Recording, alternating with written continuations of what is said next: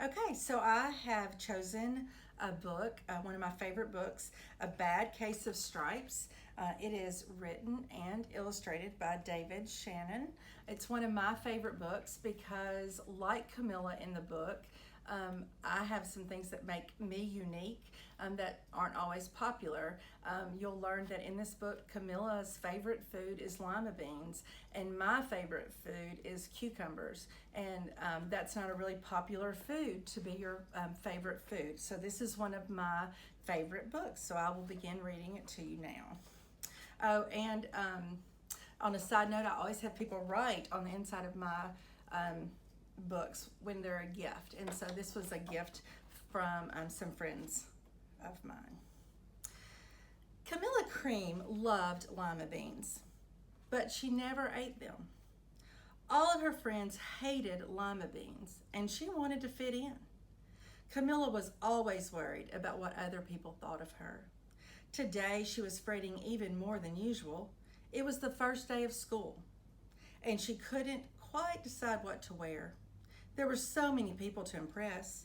She tried on 42 outfits, but none seemed quite right. She put on a pretty red dress and looked in the mirror. Then she screamed.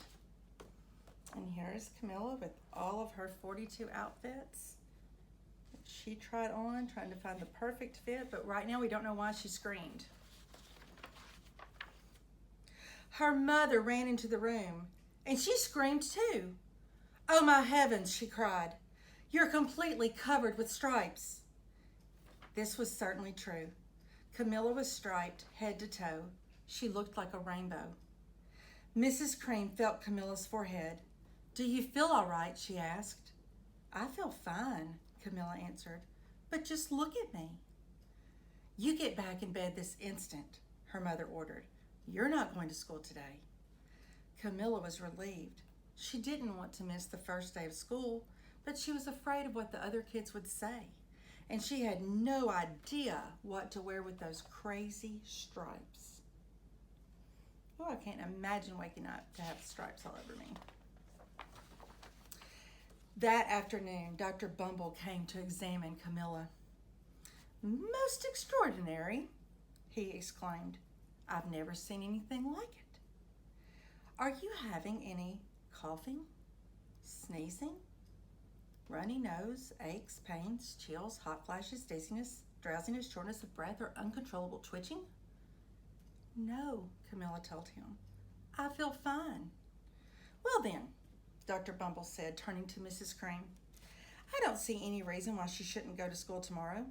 Here's some ointment that should help clear up those stripes in a few days. If it doesn't, you know where to reach me." And off he went. Even her tongue has stripes.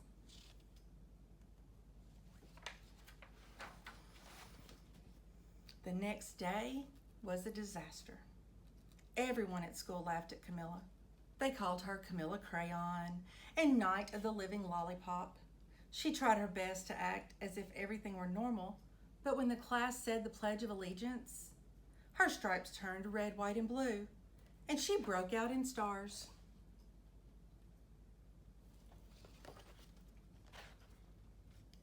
The other kids thought that was great. One yelled out, "Let's see some purple polka dots." Sure enough, Camilla turned all purple polka dotty. Someone else shouted, "Checkerboard!" and a pattern of squares covered her skin. Soon everyone was calling out different shapes and colors, and poor Camilla was changing faster than you can change channels on a TV.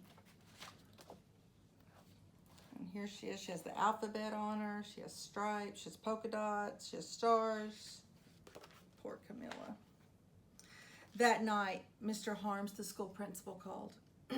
"I'm sorry, Mrs. Cream," he said. "I'm going to have to ask you to keep Camilla home from school. She's just too much of a distraction. And I've been getting calls from other parents. They're afraid those stripes might be contagious." Camilla was so embarrassed. She couldn't believe that 2 days ago everyone liked her. Now nobody wanted to be in the same room with her.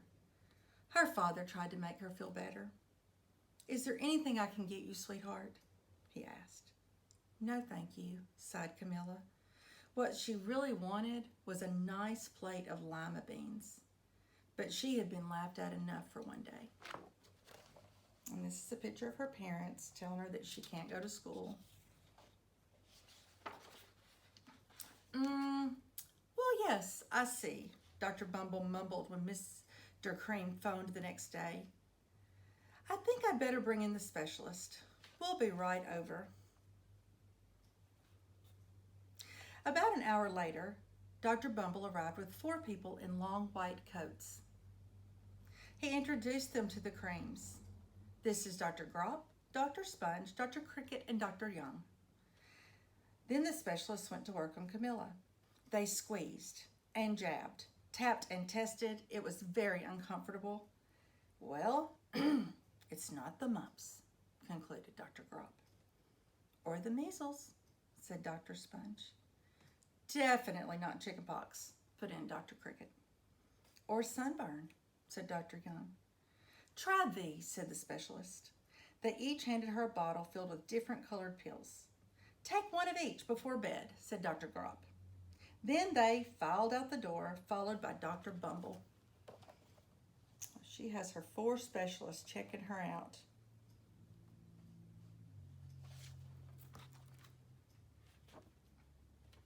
That night, Camilla took her medicine. It was awful. When she woke up the next morning, she did feel different. But when she got dressed, her clothes didn't fit right. She looked in the mirror, and there, staring back at her, was a giant multicolored pill with her face on it.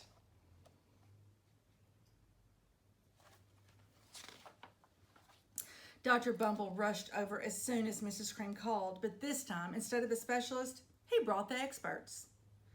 Dr. Gord and Mr. Mellon were the finest scientific minds in the land.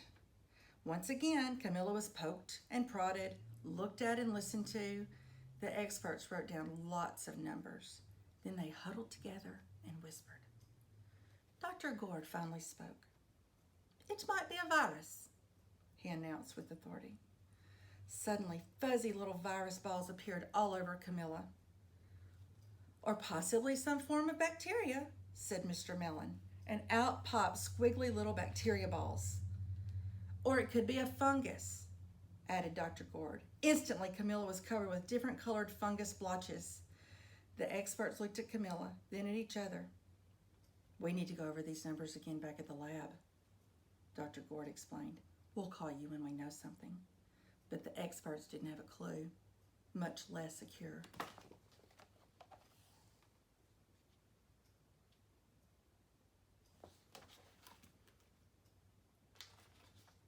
By now, the TV news had found out about Camilla. Reporters from every channel were outside her house telling the story of the bizarre case of the incredible changing kid. Soon, a huge crowd was camped out on the front lawn.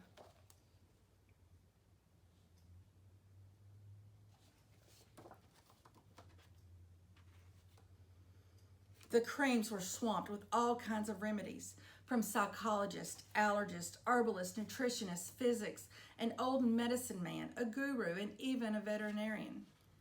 Each so-called cure only added to poor Camilla's strange appearance until it was hard to even recognize her. She sprouted roots and berries and crystals and feathers and a long furry tail, but nothing worked. I feel sorry for her. One day, a woman who called herself an environmental therapist claimed she could cure Camilla. Close your eyes, she said. Breathe deeply and become one with your room.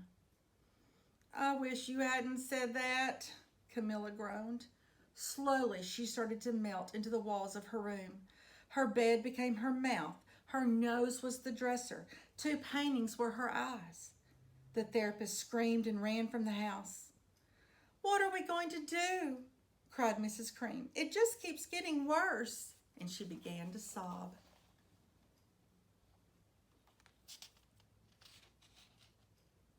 I wonder what's going to happen.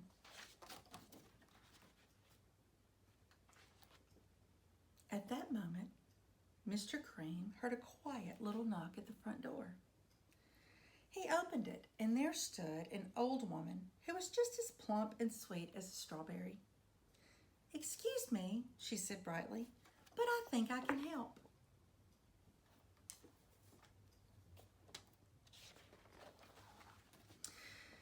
She went into Camilla's room and looked around. "My goodness," she said with a shake of her head. "What we have here is a bad case of stripes. One of the worst I've ever seen." She pulled a container of small green beans from her bag. "Here," she said, "these should do the trick." "Are these magic beans?" asked Mrs. Cream. "Oh, my, no," replied the old woman. "There's no such thing. These are just plain old lima beans." "I'll bet you'd like some, wouldn't you?" she asked Camilla. Camilla wanted a big heaping plateful of lima beans more than just about anything, but she was afraid to admit it. "Yuck," she said. "No one likes lima beans, especially me." "Oh dear," the old woman said sadly. "I guess I was wrong about you." She put the beans back in her bag and started toward the door. Camilla watched the old woman walk away. Those beans would taste so good. And being laughed at for eating them was nothing compared to what she'd been going through. She finally couldn't stand it. "Wait," she cried. "The truth is, I really love lima beans." "I thought so," said the old woman with a smile. She took a handful of beans and popped them into Camilla's mouth. "Mmm," said Camilla.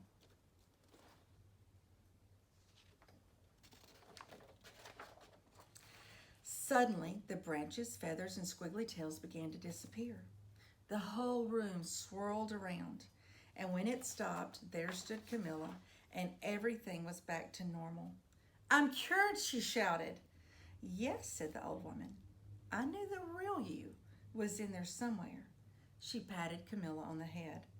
Then she went outside and vanished into the crowd.